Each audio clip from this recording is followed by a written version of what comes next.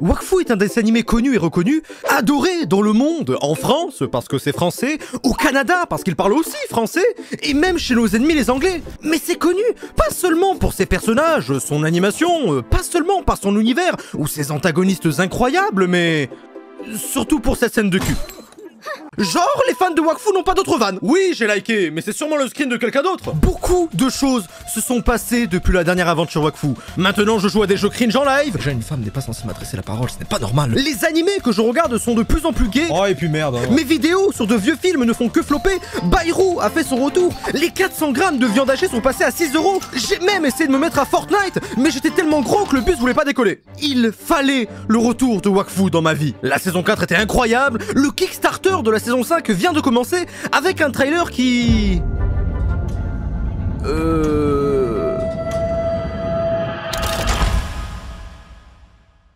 Ma vie allait mieux quand je regardais Wakfu, c'est indéniable. Ces batailles de boulanger aux pâtisseries géantes articulées, ce pimpin qui rise à chaque occasion, ces princesses super moches, cette coupe du monde de Bouffe-Ball avec Hugo et les autres en Super Saiyan, c'est... trop stylé. Et je le disais même il y a 2 ans. C'est trop stylé, putain. Tout était mieux quand je regardais Wakfu. Du coup, qu'est-ce qui m'empêche de... Le feu et la terre, l'eau et la poussière, héros malgré toi. De base, Wakfu nous raconte l'histoire de Hugo l'Héliatrope, un peuple lié aux dragons qui vivait sur une planète lointaine, bla bla bla, il rencontre ses amis fidèles qui l'accompagnent dans son aventure pour vaincre, et puis bla bla bla bla bla, mettez la MV à 3 millions de vues. I want to live my life, the choice is mine, I made up my mind, and now I'm ready to start again. Et là, vous comprenez mieux le sujet de la vidéo.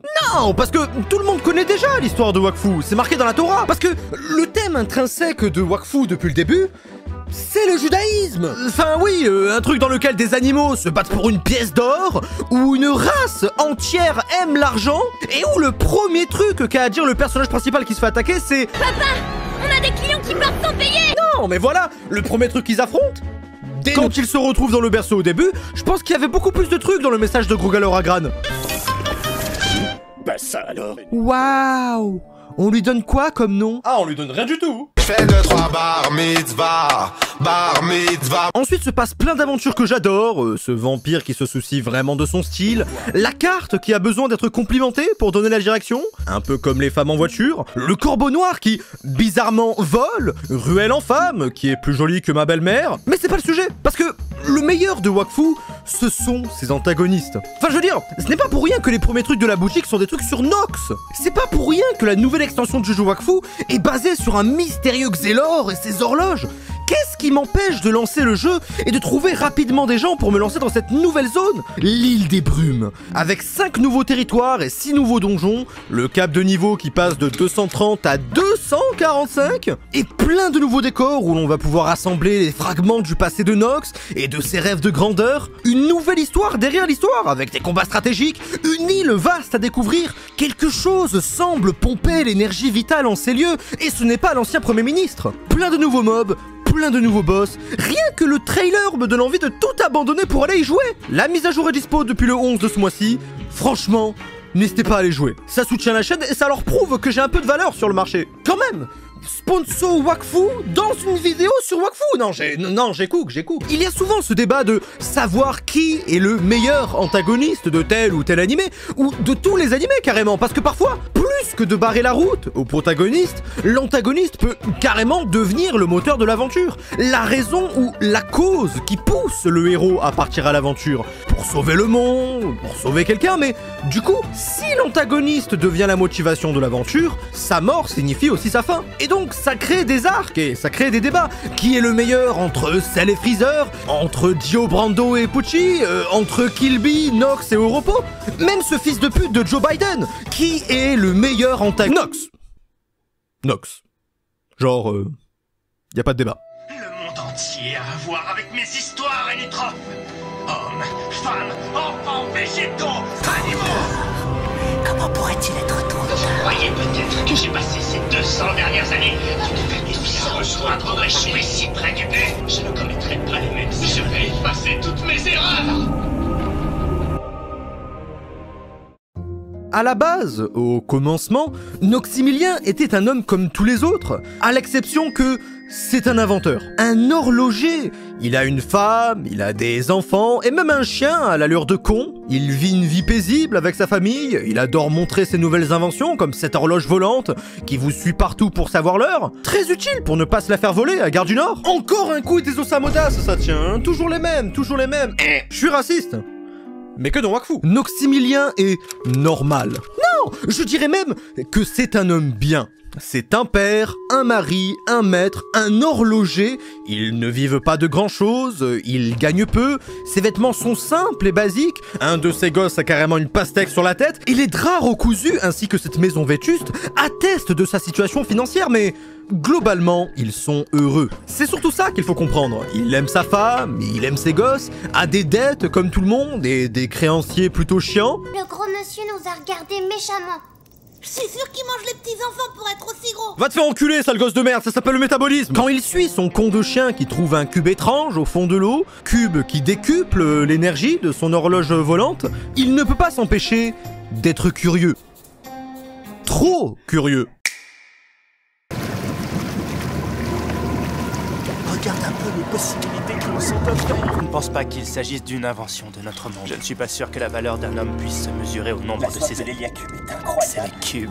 Regarde, il est grâce à lui, je peux faire des choses incroyables. À présent, il passera toutes ses journées à exploiter le cube, rêver de sortir de sa situation, alors que sa situation avec sa femme et ses gosses était bien. À force de regarder l'avenir, il en a oublié le présent. Il se sentait coupable de ne pas offrir meilleur à sa famille, et ça c'est quelque chose qu'on peut comprendre. J'ai toujours vécu dans la misère, et on a toujours rêvé de mieux. Mais ce n'était pas d'argent dont avait besoin sa famille, mais plus de temps avec lui. Tant qu'il laissait à présent filer entre ses doigts, il ne parlait plus qu'au cube qui semblait lui dire que tout était possible. Et il est si proche du but, mais sa femme s'éloigne, il néglige ses enfants, et ils partent, le laissant seul. Plus tard, son créancier lui apprendra que l'île dans laquelle ils se sont réfugiés s'est fait engloutir par les larmes d'Ogreste. Ils sont morts. Noxymilien, lui aussi, est mort, pour laisser place à Nox. Celui qui, 200 ans plus tard, perturbera le monde entier face à Yugo et ses amis. Comment une histoire pareille peut laisser indifférent? Le pire, c'est que, même sans connaître son passé, quand on regarde Wakfu, tout ce qu'on voit, c'est un homme torturé par le temps. Parce que, qui ne remonterait pas le temps pour corriger une erreur, même si c'était juste de l'ordre du possible?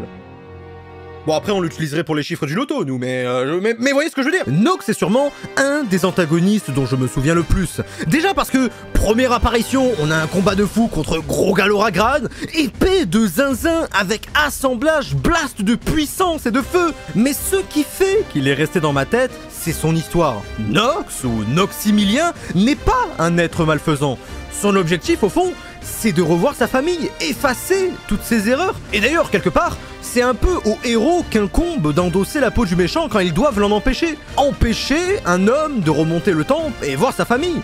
C'est horrible car tout ce qu'il a accompli jusque-là, toutes les terreurs, les ravages, les combats, les sacrifices, sont pour ce noble objectif. Et plus on avance, moins ça donne envie de retourner en arrière. La fin justifie les moyens et c'est d'autant plus légitime toute cette cruauté si on arrive à terme. Tout ça aura valu le coup. Et j'aime particulièrement l'image désespérée qu'on lui donne, celle d'un homme qui tente de manipuler la nature sauvage et déchaînée, parce que Nox au fond reste un homme complètement imparfait. Et c'est justement pour ça qu'il ne bénéficie pas de cette fin parfaite.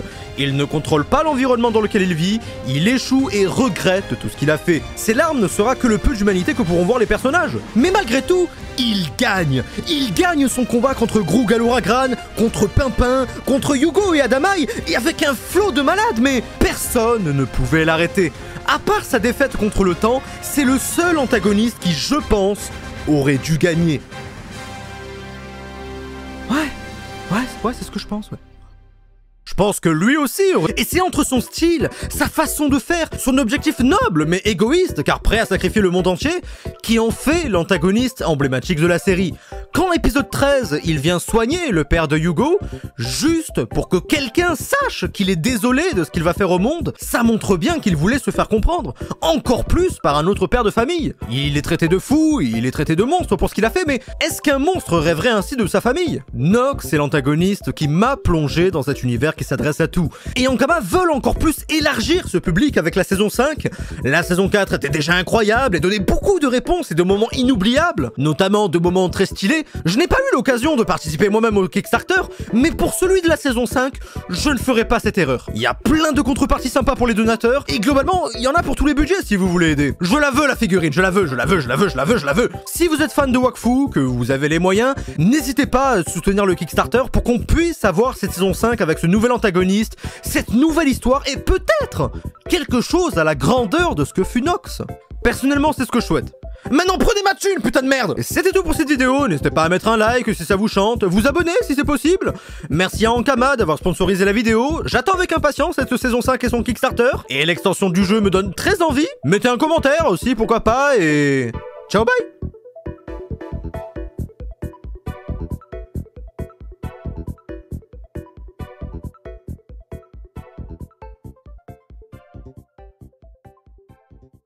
Rien à voir avec la sponsor, mais regardez quand même. Non, vraiment, regardez.